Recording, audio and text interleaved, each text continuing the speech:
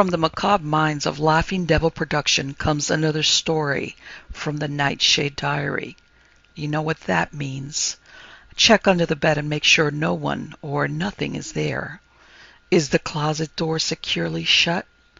Then leave your disbelief behind, amp up your imagination, and hang on tight for another ride into terror and mystery. And like all good horror stories, just imagine it's a dark and stormy night. And remember, screaming like a little girl is permitted.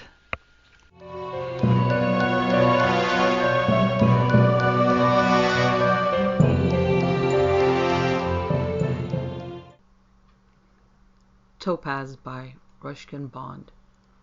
It seems strange to be listening to the strains of the Blue Danube while gazing out the pine-clad slopes of the Himalayas, worlds apart, and yet the music of the waltz seemed singularly appropriate. A light breeze hummed through the pines, and the branches seemed to move in time to the music. The record player was new, but the records were old, picked up in a junk shop behind the mall. Below the pines there were oaks, and one oak tree in particular caught my eye. It was the biggest of the lot and stood by itself on a little knoll below the cottage. The breeze was not strong enough to lift its heavy old branches, but something was moving, swinging gently from the trees, keeping time to the music of the waltz dancing. It was someone hanging from the tree.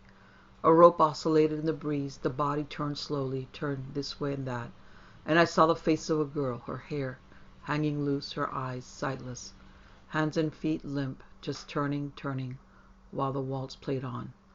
I turned off the player and ran downstairs, down the path through the trees and onto the grassy knoll where the big oak stood. A long-tailed magpie took fright and flew out from the branches, swooping low across the ravine. In the trees there was no one, nothing. A great branch extended halfway across the knoll, and it was possible for me to reach up and touch it. A girl could not have reached it without climbing the tree. As I stood there gazing up into the branches, someone spoke behind me. "What are you looking at?" I swung around. A girl stood in the clearing facing me, a girl of 17 or 18, alive, healthy, with bright eyes and a tantalizing smile. She was lovely to look at. I hadn't seen such a pretty girl in years. "You startled me," I said. "You came up so unexpectedly." "Did you see anything in the tree?" she asked. "I thought I saw someone from my window. That's why I came down." "Did you see anything?" "No." She shook her head, the smile leaving her face for a moment. "I don't see anything, but other people do, sometimes." "What do they see?" "My sister." "Your sister?" "Yes, she hanged herself from this tree. It was many years ago, but sometimes you can see her hanging there." She spoke matter-of-factly. Whatever had happened seemed very remote to her. We both moved some distance away from the tree. Above the knoll, on a disused private tennis court, a relic from the hill station's colonial past, was a small stone bench. She sat down on it, and after a moment's hesitation, I sat down beside her. "Do you live close by?" I asked. "Further up the hill. My father has a small bakery." She told me her name was Hamida. She had 2 younger brothers. "You must have been quite small when your sister died." "Yes, but I remember her. She was pretty." "Like you?" She laughed in disbelief. "Oh, I am nothing to her. You should have seen my sister." "Why did she kill herself?" "Because she did not want to live. That's the only reason, no. She was to have been married, but she loved someone else. Someone who was not of her own community.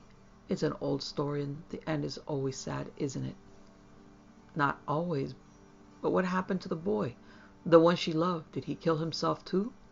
"No. He took a job in some other place. Jobs are not easy to get, are they?" "I don't know. I've never tried for one." "Then what do you do?" "I write stories." "Do people buy stories?" "Why not? If your father can sell bread, I can sell stories." "People must have bread. They can live without stories." "No, Hamida, you're wrong. People can't live without stories." Hamida. I couldn't help loving her, just loving her. No fierce desire or passion had taken hold of me. It wasn't like that. I was happy just to look at her, watch her while she sat on the grass outside my cottage, her lips stained with the juice of wild bilberries. She chatted away about her friends, her clothes, her favorite things. "Won't your parents mind if you come here every day?" I asked. "I have told them you are teaching me." "Teaching you what?" They did not ask. "You can tell me stories." So I told her stories. It was midsummer. The sun glinted on the ring she wore on her third finger, a translucent golden topaz set in silver. "That's a pretty ring," I remarked. "You wear it," she said, impulsively removing it from her hand. "It will give you good thoughts. It will help you to write better stories." She slipped it onto my little finger. "I'll wear it for a few days," I said. "Then you must let me give it back to you." On a day that promised rain, I took the path down to the stream at the bottom of the hill. There I found Hamida gathering ferns from the shady places along the rocky ledges above the water. "What will you do with them?" I asked. "This is a special kind of fern. You can cook it as a vegetable." "It is tasty?" "No, but it is good for rheumatism." "Do you suffer from rheumatism?" "Of course not. They are for my grandmother. She is very old." "There are more ferns further upstream," I said, "but we'll have to get into the water." We removed our shoes and began paddling upstream. The ravine became shadier and narrow until the sun was almost completely shut out. The ferns grew right down to the water's edge. We bent to pick them, but instead found ourselves in each other's arms and sank slowly, as in a dream, into the soft bed of ferns, while overhead a whistling thrush burst out in dark, sweet song. "It isn't time that's passing by," it seemed to say. "It is you and I. It is you and I." I waited for her the following day, but she did not come.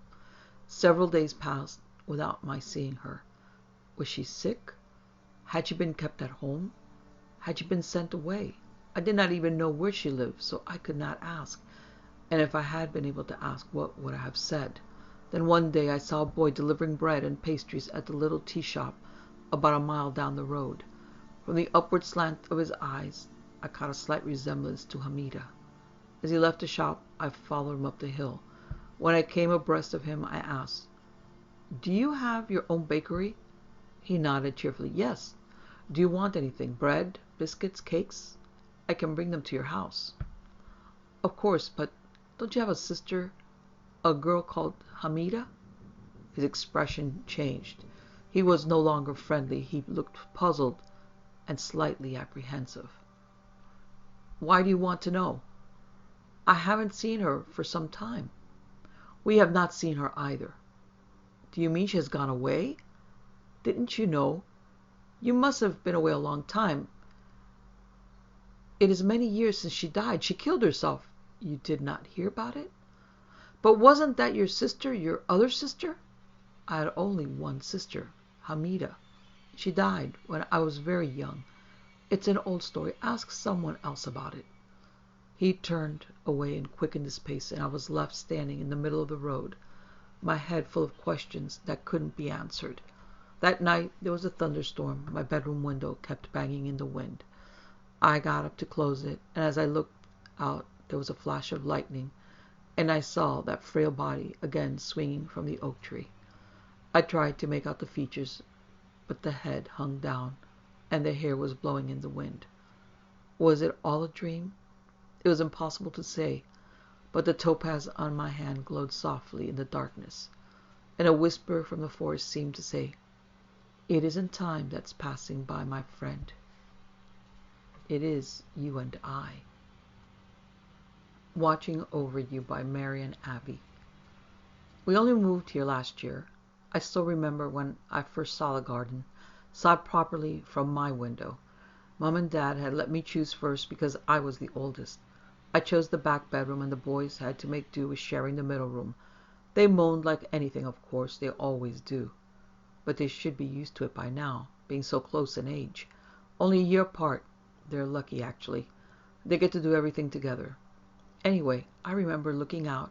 It was late summer, and some kind of vine was growing up the back wall and covering over the glass. Dad wanted to cut it back, but I wouldn't let him. It was good, like looking out through a curtain. The leaves were red and green and pink as they turned. They were dying, actually, but you don't call it that, do you? Turning is so much safer. Our garden isn't very big, but it's okay. In the middle, there's a great high tree with grass all the way around it and flower beds and things at the edge. There's a red brick wall which borders the garden and a gate in it at the far end that leads to the canal. That was what we all liked about the new house, that it backed onto a canal. From my window, you can see over the wall and watch the water. It's not a great canal, a bit oily, a bit smelly sometimes, but we like it. Looking out, I saw her for the first time. The only moving thing apart from the ducks paddling on the sluggish water. A little girl playing in the next door garden. The neighbors had one little girl. We knew that already, although I hadn't yet seen her. And here she was. The sunlight was poured into the garden like into a bowl. It turned the bricks orange, warm, as if they were on fire, and it made her hair gleam. Beautiful, light hair, glowing gold. I dream of Jeannie with the light brown hair. But her name wasn't Jeannie, though I didn't know her name at all at first. Later on I found out she was called Tamsin, but it wasn't until the end that I really knew her name. I watched. It was an odd game she was playing. I remember I noticed that. Noticed that she moved strangely, slowly, as if accommodating something. She was playing tea parties or something. Some little girl game anyway. There were some toy cups and plates that she'd arranged on the grass, and she was busy collecting things from the garden to add to them. I watched her walk along the side of the flower beds like a little bee, looking and choosing. After a while she'd stop and put her head on one side as though she were listening or asking a question. You know how little children do it, when they're trying to get your attention or wanting to ask you something. And then she'd pick a stalk from the grass or pull a leaf from one of the shrubs and come back to the tea party again. But she always walked in that odd manner, head on one side, questioning, listening. My window was open, but I couldn't hear anything. She didn't speak. Her game obviously didn't need words. I must have watched her for ages, organizing her tea, dancing attendance on someone or something. Polly put the kettle on, I remember smiling, as I worked it out suddenly. She must be playing with an imaginary friend.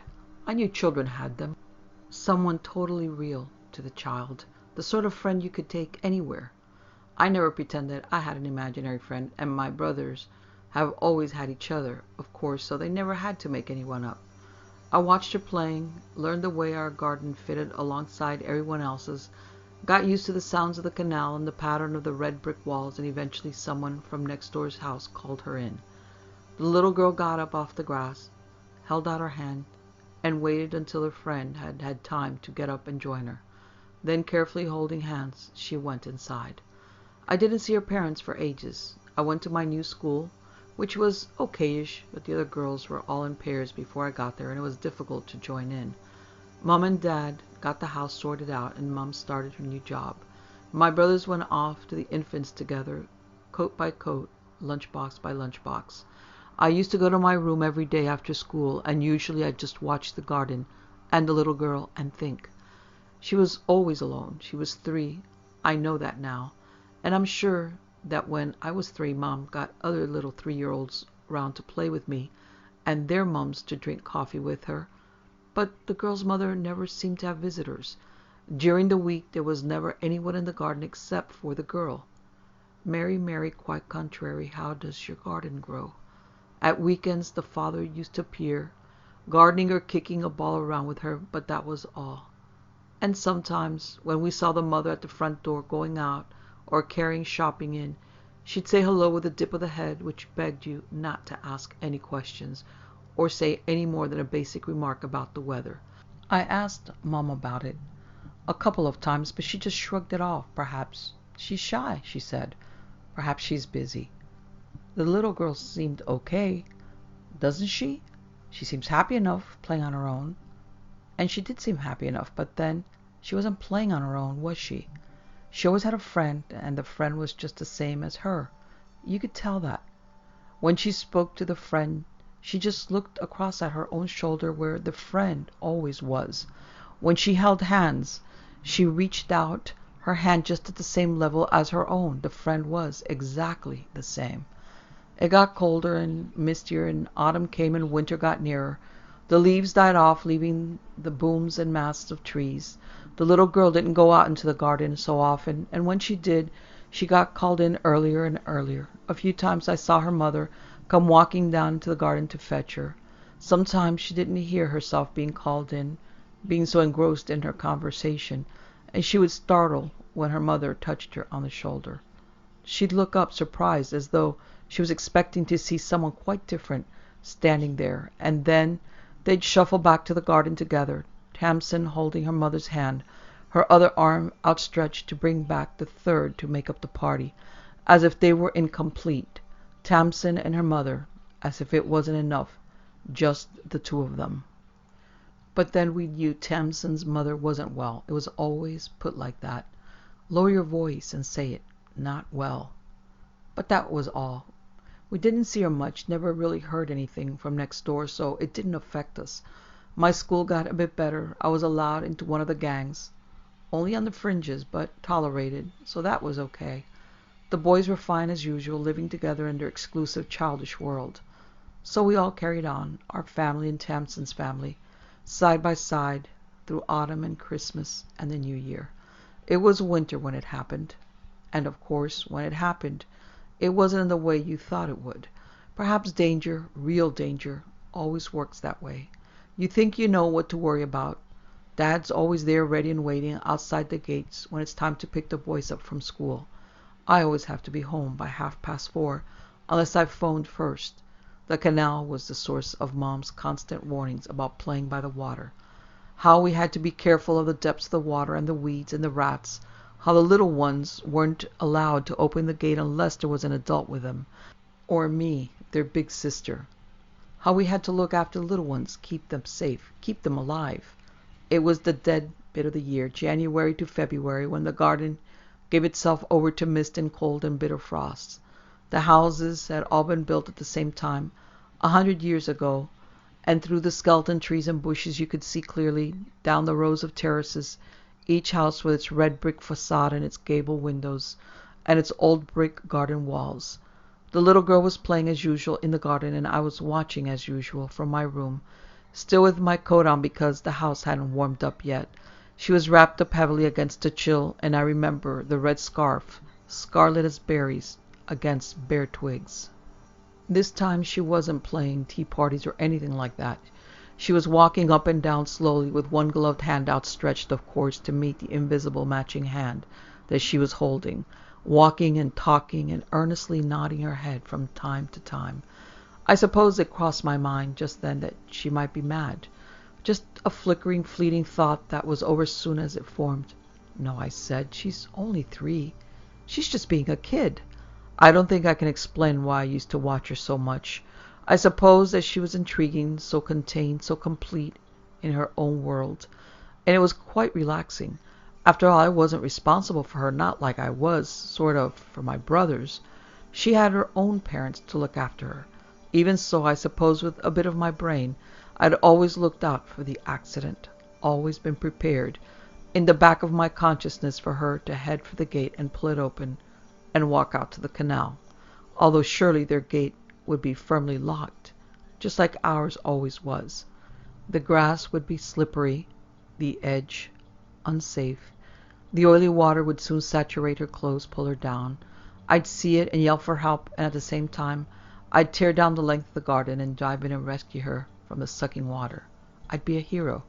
In the event, I don't think I uttered a sound. She had stopped walking by now and was sitting down, resting against the opposite wall to us, so I could see her quite clearly. The sun was nearly gone, and the last lines of pale light were lying along the bricks. It was very cold.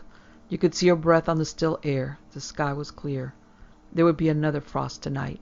She sat still on the cold earth in companionable silence. It crossed my mind that she might get cold sitting there, but that was nothing to do with me. And I was about to leave the window and fish out my homework when suddenly she moved. only she didn't so much move as jerk upright, like a puppet with someone invisible pulling the strings. Her face changed, shocked.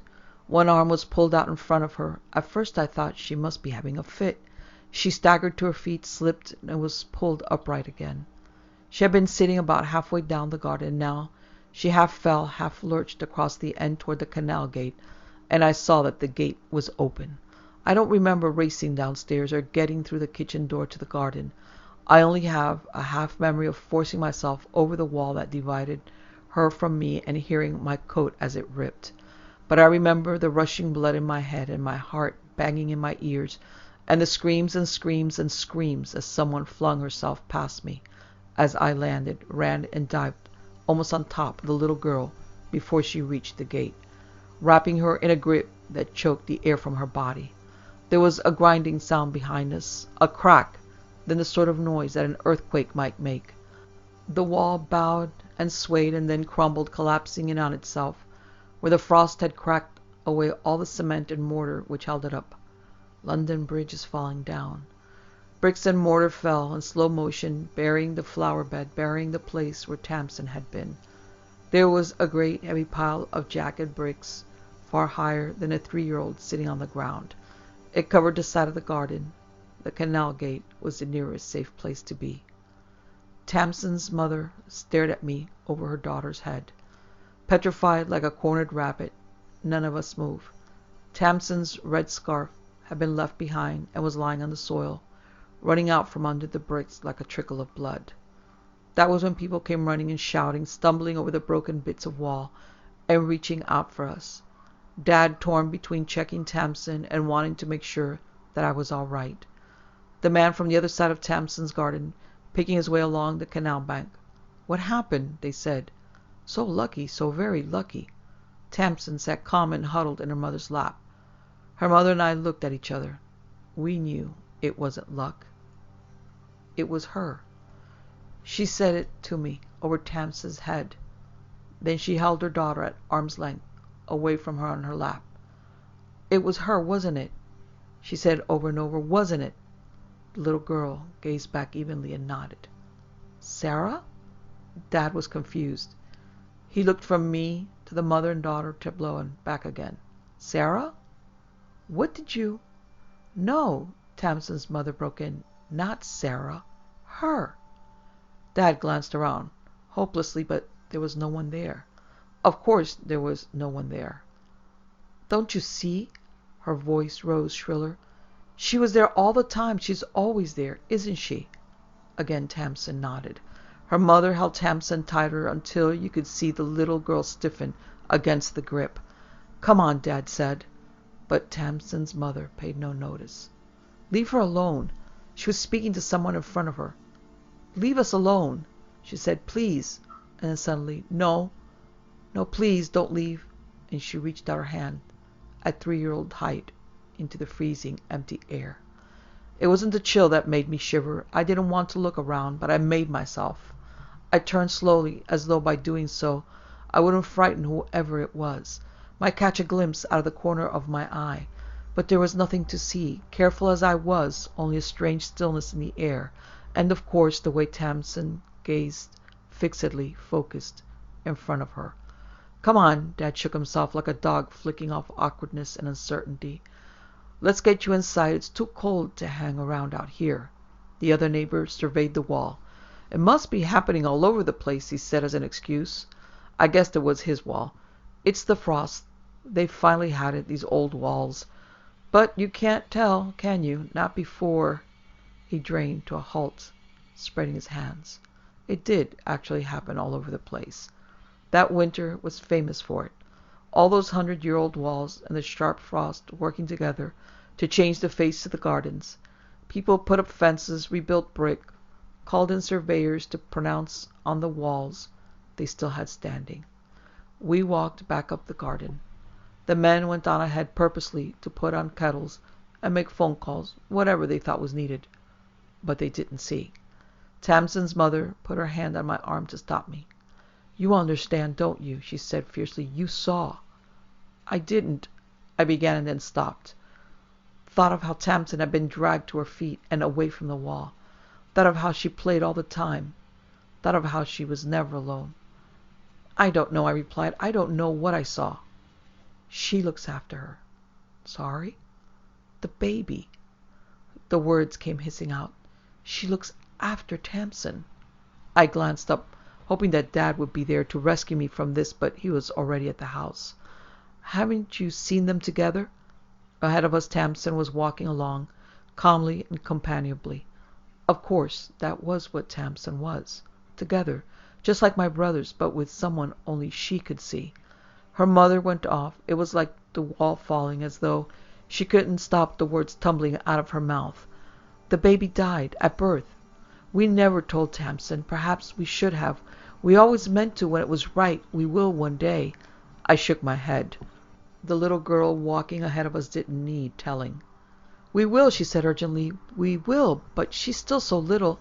How do you tell a kitty about... I took a deep breath. About her sister? No, she shook her head. No. Her twin. Identical. A little girl. Down will come baby cradle and all. I felt sick. You see, it's different with twins. Her hand gripped tight on my arm, not letting go. Babies take what they need. So one grows in the other, she sighed. One baby's always bigger, stronger. That's the one that survives, you see. How do I tell her that?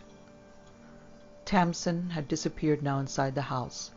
I wasn't going in. I stopped at the back door, like a horse refusing to go any further. I couldn't look at Tamsin's mother, couldn't listen to her voice anymore, telling me things I didn't want to hear. You know, don't you, she said earnestly. You understand. I backed away. The path was slippery with frost. I shook my head. You've seen her, haven't you? I know you watch from your window. You've seen her. I wanted to run, but didn't. I tried to walk away calmly, heading back to my own wall, my own garden, my normal mother and my normal brothers. The words cut through the air behind me as I walked, stabbing. But she will know, she called out to me. I'll tell her one day. She carries it with her, don't you see? Tamsin, her real name. It means twin. Didn't you know that? Tamsin means twin. I didn't watch from my window after that. Sometimes I would glance out, notice a canal gate in next door's garden firmly shut, and the new fence where the wall had been, see a little girl playing alone and not alone, and quickly turn away. And the following summer, when the vine grew down again over the glass, I begged Dad not to cut it. It didn't matter if I couldn't see out, I told him. I didn't want to. I liked it like that. And so the leaves shut out the world. My room swam in a sea-green light, and the new growth nearly, but not quite, cut out the sounds of laughter from the garden next door, the sound of childish laughter and of returned laughter. Alicia by Louise Francke. Sanderford is a yellow cat with yellow eyes, and he is never allowed in the attic. But Elizabeth Ann had seen him go up, so she went after him.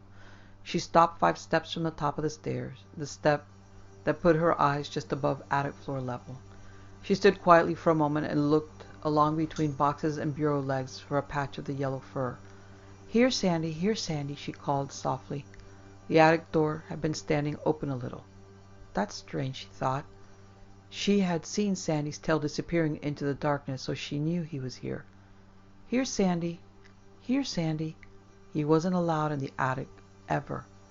Here, Sandy. Here, Sandy. Here, dear. He's over here, dear Alicia. A sweet, soft voice answered Elizabeth Ann, who froze. Her mouth dropped open slightly, and her eyes grew wide with astonishment as they turned in the direction of the gentle but terrifyingly unexpected voice. In the chair in the dainty great-great-grandmother rocker, a pale, pretty, white-haired woman in a delicate blue dress. Right next to the chair sat Sanderford, with his tail curled neatly around him. Both of them were looking at her. Here, dear. The woman's head drifted down slowly to touch the top of Sanderford's head. Here's your kitty, with me. You see, your kitty is my friend, dear Alicia. She was smiling, but her eyes didn't smile. They seemed hard and brilliant in the dim light. My name is not Alicia, said Elizabeth Ann in a faintly choked voice. I know. I know, my dear, she spoke softly but quickly, but you do look like Alicia. You look so very much like Alicia that I really don't believe I can call you anything else. You won't mind if I call you Alicia, will you? I've thought of you as Alicia for so long. Ever since I started watching you play in the garden, right from this window.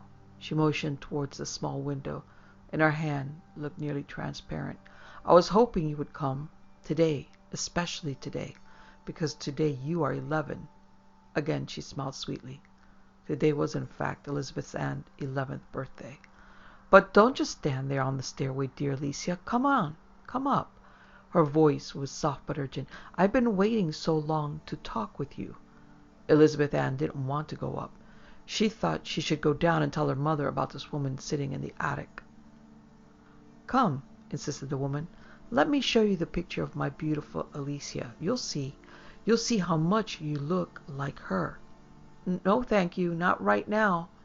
Elizabeth Ann knew what this woman should not be sitting in the great-great-grandmother chair in the attic. I must go now. Then she remembered why she had come to the attic. Here, Sandy, here, Sandy, she called, but Sandiford's tail remained curled around his paws. Here, Sandy, come, Sandy. The pale woman had reached into a blue pocket and was holding a small picture out towards her. Come and see Alicia first, my dear, and then I will let your Sandiford go with you. What did she mean, let him go? Wondered Elizabeth Ann. Did she have the power to make him stay there? No, Elizabeth Ann didn't want to go up, but she put her foot on the 4th step from the top slowly. Perhaps she would just look at the picture quickly, then take Sandy downstairs. Her foot moved to the 3rd step.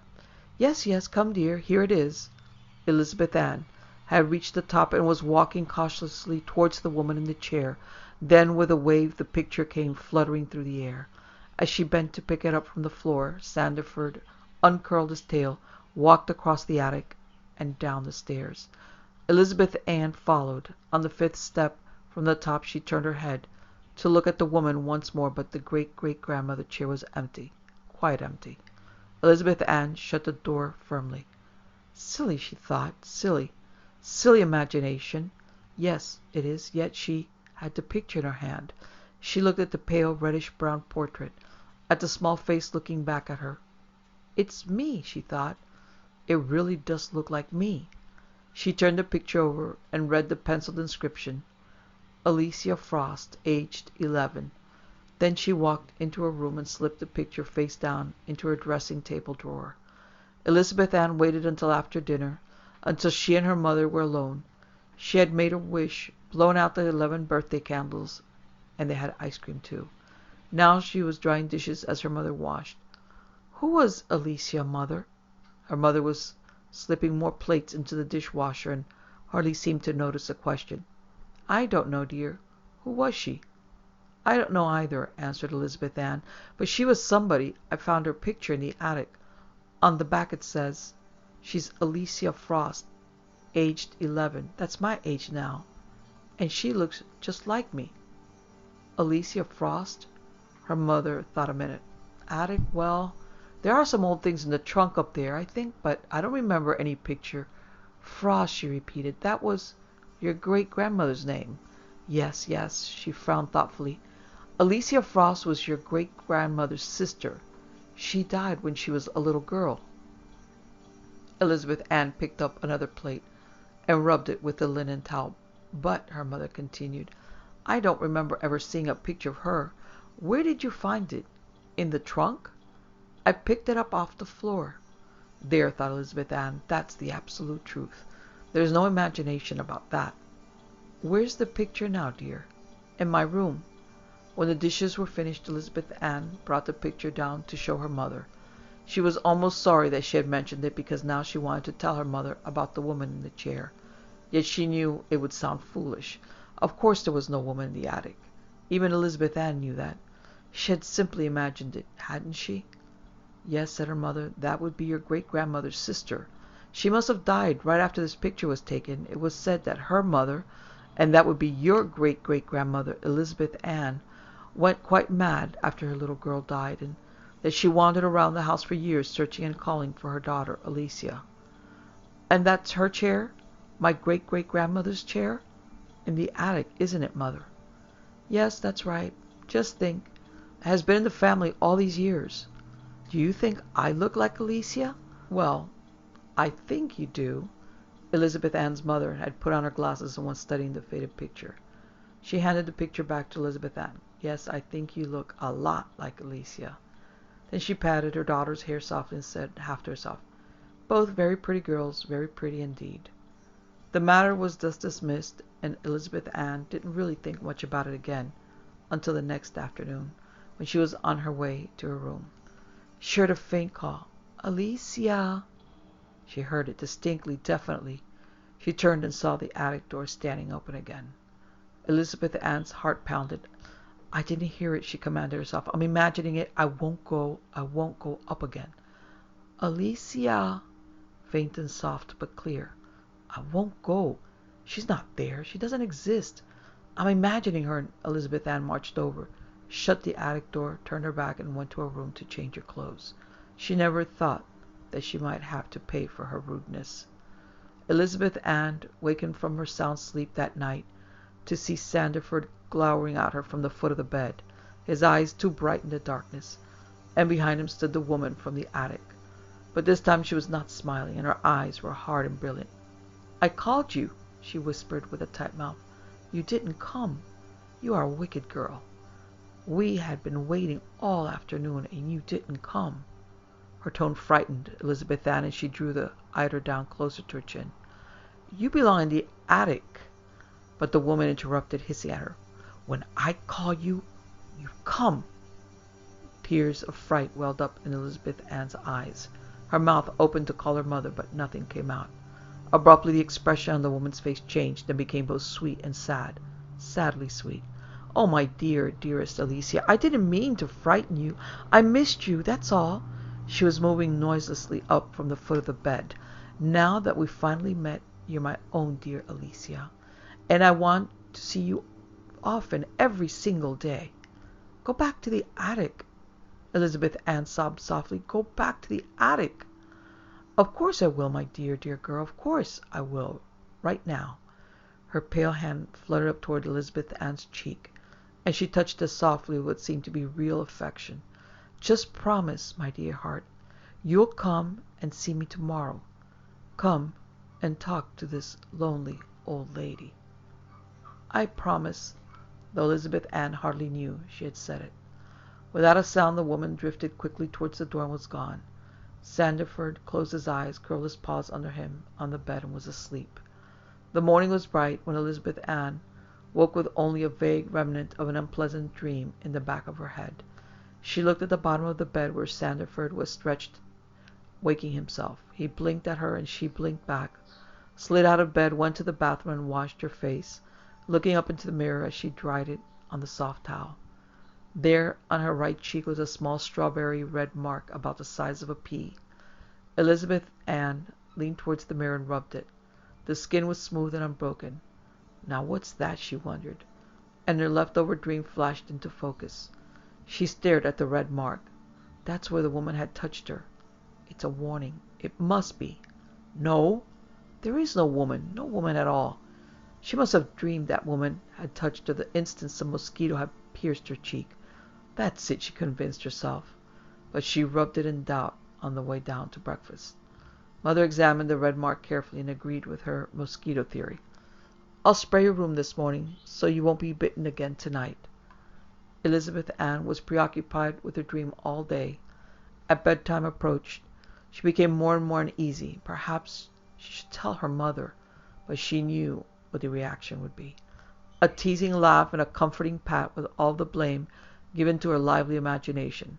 No, there was no point in telling anyone.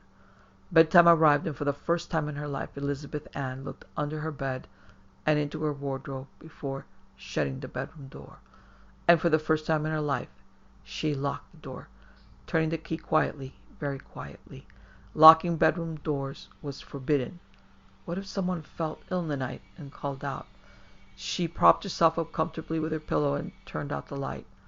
I'll just stay awake tonight, she told herself, and she did for almost an hour. Then it happened. Elizabeth Ann was jolted awake by a hard, hurting jerk on her left leg. so hard it pulled her right off her pillow, and her head thumped back on the bed. Instinctively she twisted slightly to pull her leg towards her, and there at the end of the bed was the woman smiling sweetly, ever so sweetly, with her eyes burning bright in the dark. Both of the woman's hands held Elizabeth Ann's ankle tightly. Sandford stood arched on the bed, puffed and huge, nearly double his normal size. His mouth was open in a near grin, his eyes furious and glowing. She heard the hissing whispers. "It's time now, Alicia. Time to come. You broke your promise to me. You promised me. You promised to come, but you broke your promise. You made me come to you, to get you, so I'll take you with me now." Elizabeth Ann struggled, but she was being pulled slowly towards the foot of the bed. "I'll teach you. You'll come with me. You can't break your promise to me."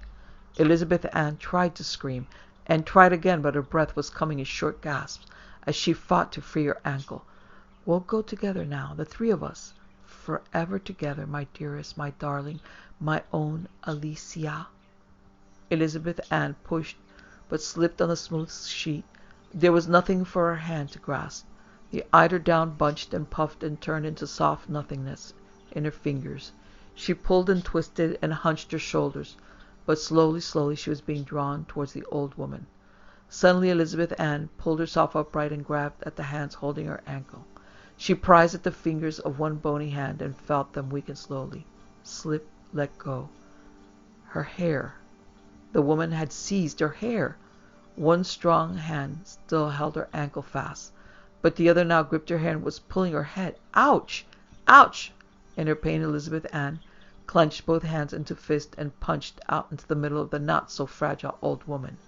She heard a loud hiss of breath as the woman doubled up. The hands let go. Quickly, Elizabeth Ann rolled off the bed, and as her feet touched the floor, Sandford's puff fury yellow mass hurled itself towards her, claws digging into her shoulder. Her mouth dropped open, and this time a piercing scream came out, a scream of pain as the cat's claws slid off her shoulder and down her back.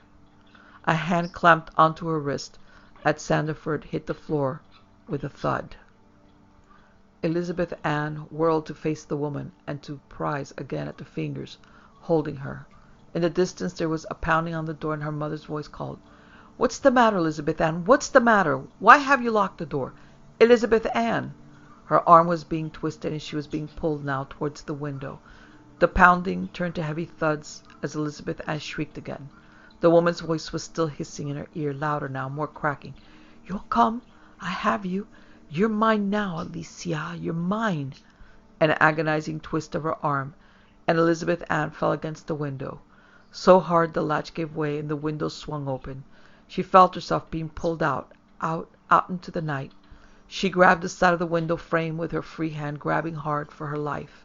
The bedroom door crashed open. The lights flashed on, and instantly all was quiet, except for Elizabeth Ann's choked sob as she slid to the floor by the window.